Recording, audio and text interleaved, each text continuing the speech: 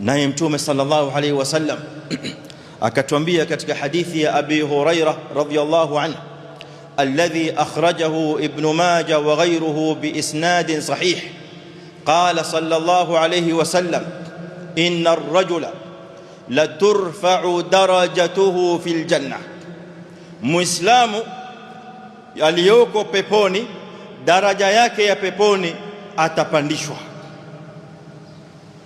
anapaizwa, anainuliwa katika daraja fil janna. Na yeye yuko peponi, akitahamaka aambiwa umepata upgrade, umekuwa promoted, unapandishwa juu. Yule bwana asielewe kumeendelea nini, amuulize Mola wake, min aina hadha, anna li hadha, haya yaliyonitokea yamekuja kwa ajili gani ya Rabbi?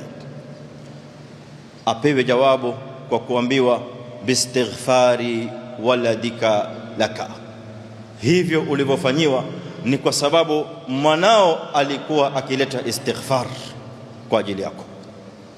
Istighfar moja ya mwana kusema rabbi ighfirli wali walidayya, si kwamba wewe peke yake wasamehewa madhambi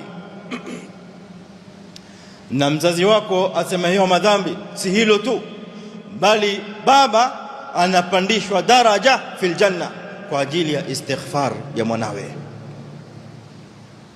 Kila akileta istighfar mzazi anapanda daraja, kila mwana akileta istighfar mzazi anapanda daraja.